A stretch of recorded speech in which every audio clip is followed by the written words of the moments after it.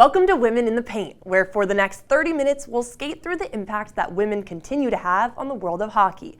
I'm Faith Pino. Let's get started. Women's hockey is booming in popularity. The 2023 creation of the Professional Women's Hockey League has increased competition throughout the sport. Sophia Rossetti traveled to Boston University earlier this month to see the Boston Fleet play the Montreal Victoire. We go back live now to Sophia, who's back at the site of the rivalry game. Sophia? Thanks, Faith. I'm here at the Agganis Arena, and while the Fleet aren't playing here today, the team's current standing is second in the league with a total of 40 points. While statistics and standings tell a story of on-ice success, the fans I met shared another. As the Boston Fleet embarks on their second season, they're playing for a cause greater than the Walter Cup. They're playing to empower women and uplift the community that stands behind them. PWHL fan Abby Sapienza says she feels a sense of empowerment. It's definitely very passionate, it's definitely supportive of women's rights and women's empowerment for this, it's right. Yeah, but this definitely give me women opportunities they deserved. Whatever they want, whether it's sports or something else. Representing a sports-crazed city like Boston, the Fleet has big skates to fill. The team takes on this role in their community with ease. The Fleet strayed away from their home rink, the Tsongas Center in Lowell, to play a nearly sold-out game against the Montreal Victoire at the Agganis Arena in Boston. Boston hockey fans Jay and his daughter Megan see the growth. I think having, women's hockey is just going to expand that base and grow the game. And I think it's cool to see, professional women's hockey. Basketball, WNBA has done pretty well. I think the thought of seeing hockey as a hockey lover, I'm all in. I think it's great. There's a palpable sense of excitement that trails along Commonwealth Ave. Fans are decked out head to toe in green and sporting the team's merchandise. PWHL fan Mary Thornton explains how she feels a sense of pride when she wears the Fleet's jersey. It's so good. It's so good to be able to wear the jersey or just feel like, oh my God, you have to see this Boston team play. They're so good. They've been crushing in this season too. It's been really neat to watch. Now, with a successful women's team, the community has a new, powerful female presence to bring them together.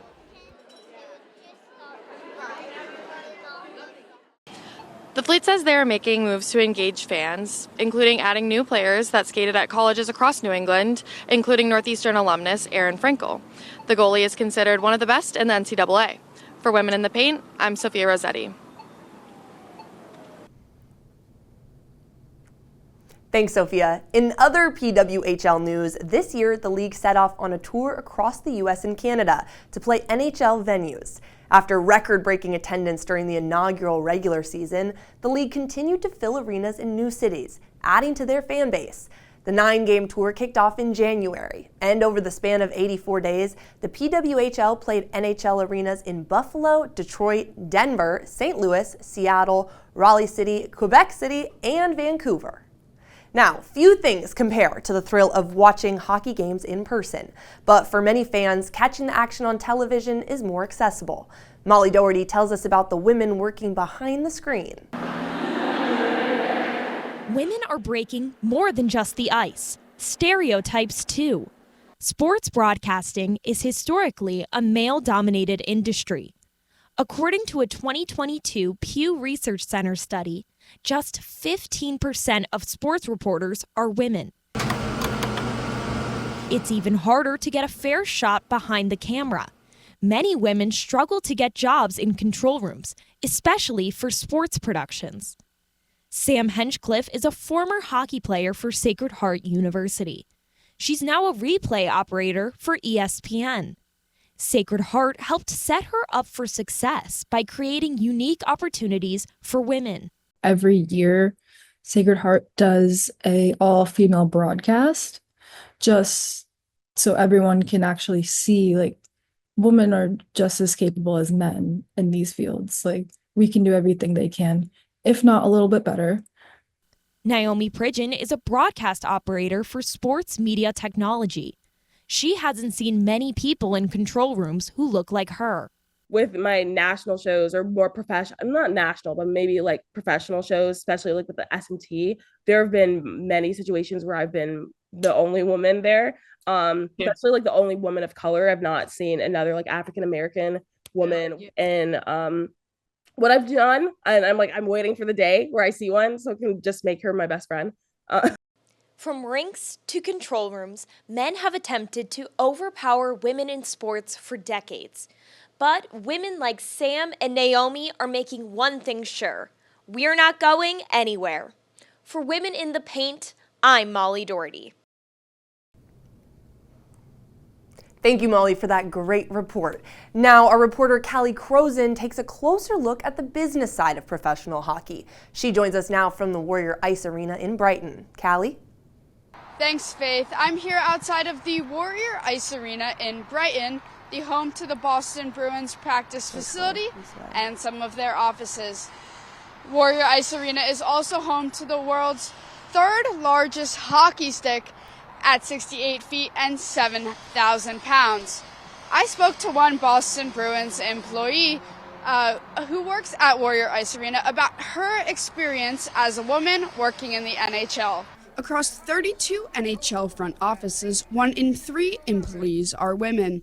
And these women aren't just changing the game, they are also driving revenue, such as Blair Listino, Chief Financial and Administrative Officer at Comcast Spectacor, as well as an alternative governor for the Philadelphia Flyers.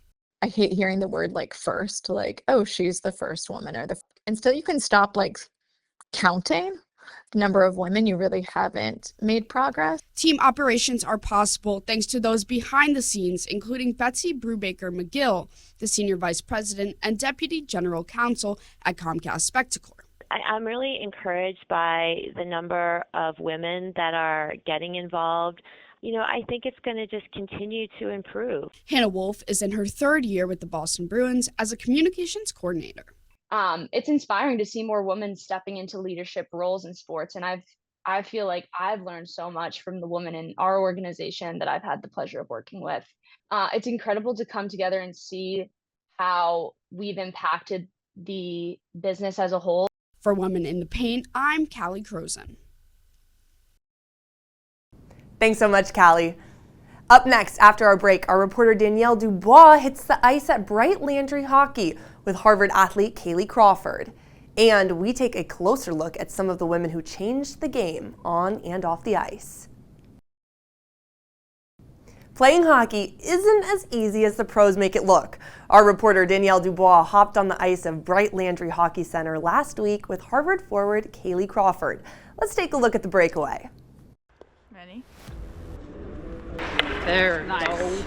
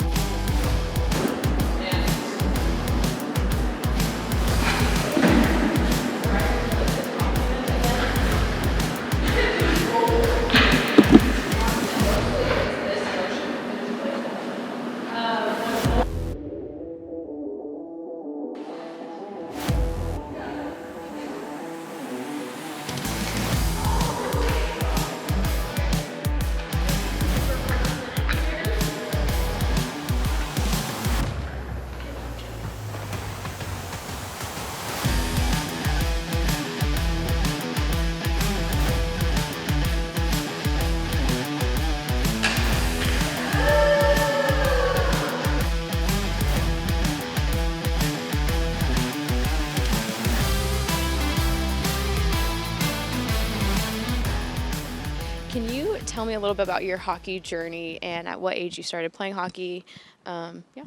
Yeah, so I started when I was 8 years old. In Minnesota, everyone just plays hockey. Like, I think I saw all of my classmates playing, and I was like, that looks so much fun. And then my parents built a rink in our backyard, and I fell in love with it. So I started playing Minnetonka youth hockey, played in high school, and then I got recruited here. So it's been an incredible journey.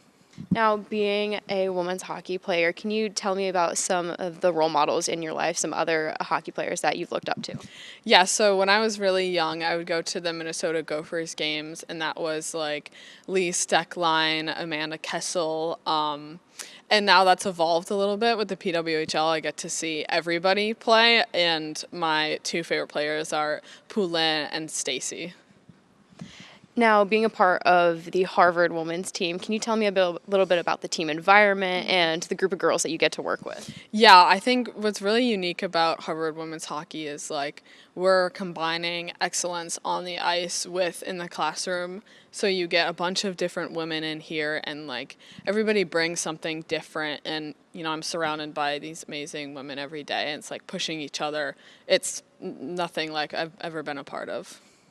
Being in New England, the Beanpot is quite possibly the biggest hockey event. Yeah. Can you talk to me about the women's Beanpot and what it's been like to be a part of that the past few years? Yeah, so the first 2 years of my career, the Beanpot, we didn't play in TD. And then the second two we did, but my freshman year we won, and I was kind of like, what's the big deal about the Beanpot? And then we played in it and we won, and it's kind of like, okay, now I get it. There's just so much hype around it, and like it's a game that matters, and so many people show up to watch. And then when it was in TD, that was so fun, like playing where the Bruins get to play, and like that audience was incredible. So those have been the most fun games of my career. What advice do you have to other little girls who want to grow up playing hockey? I think the best thing to do is just remember why you started playing it. It's the best sport in the world, and like as long as you come back to that, you're never going to stop having fun.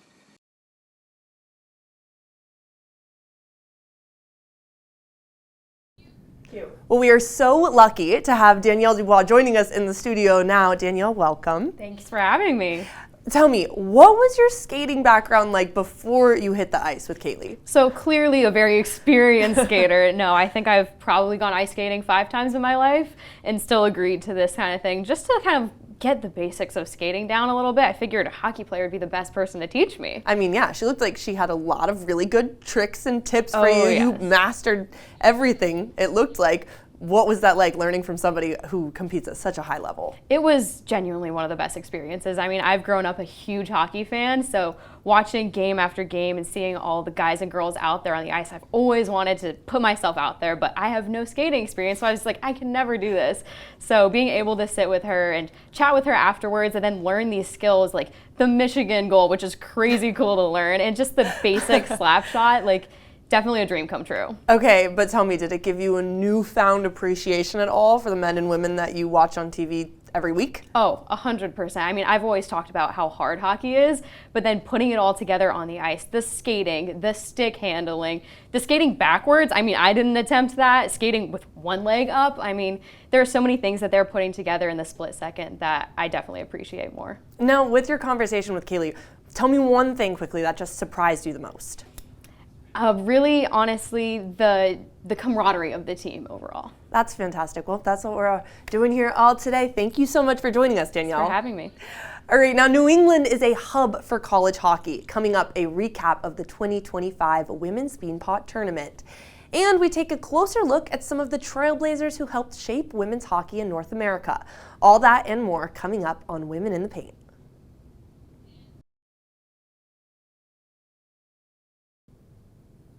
Over the past 15 years, girls hockey participation in the U.S. has grown nearly 65%.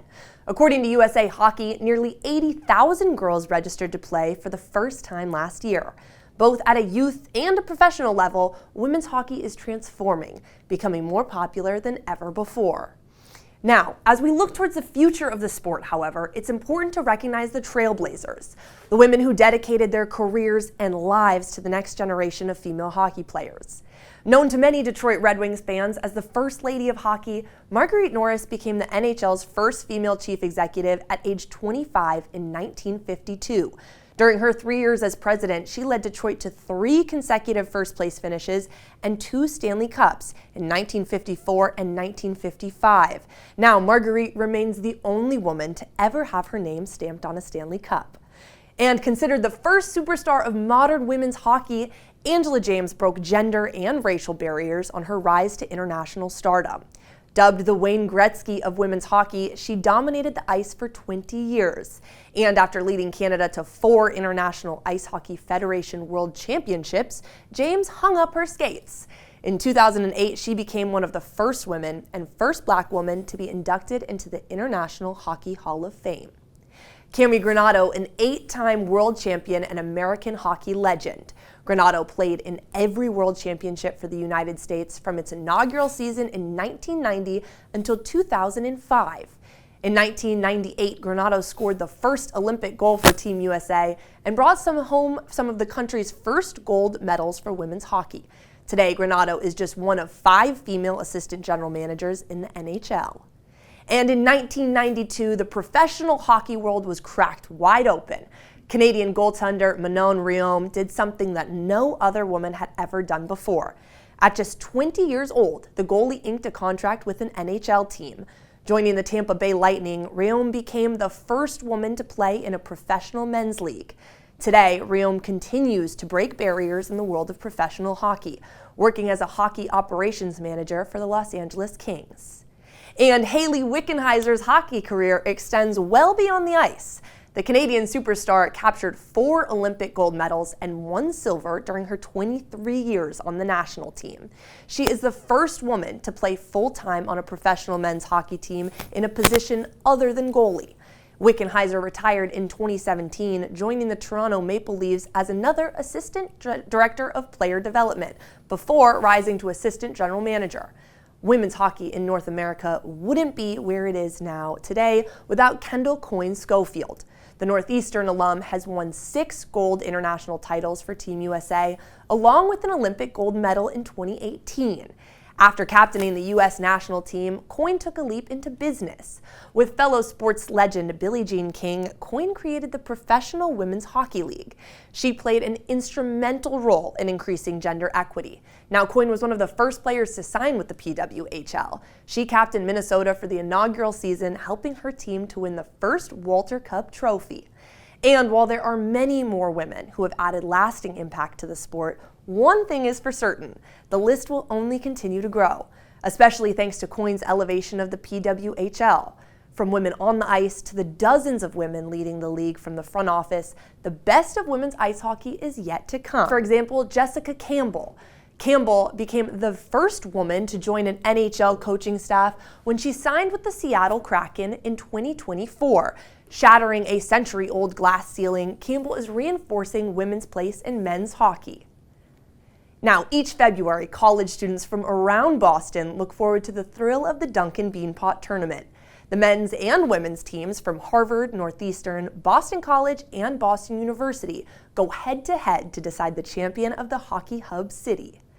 In a rematch of the 2024 women's finals, Northeastern women faced off against Boston University. For the 3rd year in a row, the Huskies remained victorious, handily routing the Terriers 4-0. Boston College skated away with a 3rd-place title after defeating Harvard 4-1 in the consolation game. Now, coming up, youth girls hockey takes off in Cambridge.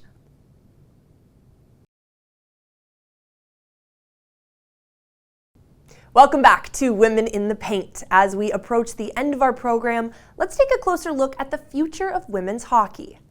As girls and women's hockey gains popularity across America, the dedication to supporting female leadership is vital. Last year, during the Women's Hockey World Championship in Utica, New York, USA Hockey hosted their 4th Women's Leadership Summit.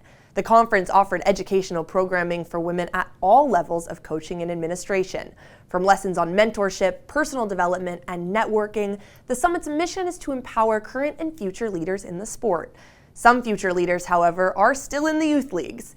Danielle Dubois went behind the scenes at a girls' hockey practice to see how these young athletes are embracing competition and camaraderie on the ice. Young girls across Massachusetts are lacing up their skates as they're starting their hockey careers. Cambridge Youth Hockey is just one of the many organizations in the greater Boston area that have spots on club teams for girls. The organization has teams ages 5 and up that practice daily at the Simone rink. One player, Zelda, has enjoyed the sport from a very young age. I really like going fast and being able to take the puck away from people. Another player, Talia McKenna, and her dad, Phil, are glad that Talia has found her place on the ice with other girls. It's been great, the experience she's had throughout here in Cambridge, that there are opportunities for boys and girls. But Talia wasn't the only girl on the ice tonight. She is one of 2 girl players on her co-ed team. Her teammate, Aylin, has been playing hockey for 2 years and has some mixed feelings on sharing the ice with the boys. It's kind of annoying because, boys. Yeah. But it's also kind of nice because boys will just say the most random thing at the most random time. Despite the questionable feelings of playing on a co-ed team, Talia and Aylin both love the game of hockey. My dad just kind of signed me up. So I went to my first practice and it was pretty fun. So then I just decided to do more hockey and more hockey. And then I joined a team and I was like, okay, this is really fun. These girls are just 2 of many that are inspiring change that hockey is for everyone. For Woman in the Paint, I'm Danielle Dubois. This year, in honor of Women's History Month, the NHL Players Association is finding new ways to elevate women in the sport. In March, the league relaunched the Women's Hockey Advancement Committee. The group is made up of 32 women, from professional players to youth hockey coaches and NHL execs. They work alongside the NHL to create more opportunities on and off the ice. One way they're doing that, investing more in the Industry Growth Fund, a program that gives funding to all 32 NHL clubs to expand their girls and women's hockey programs. The fund also works with the NHL Coaches Association's Female Coaches Program. Now in its 5th year, the program has attracted more than 100 women, meaning more women, like the Seattle Kraken assistant coach Jessica Campbell, could find themselves behind the bench soon. And as women's hockey grows at a professional level, girls hockey has followed suit. In the past decade, USA Hockey saw girls' membership jump 47%. With the new generation of stars on the horizon, the future of women's hockey remains bright. Thank you for watching Women in the Paint. I'm Faith Pinot.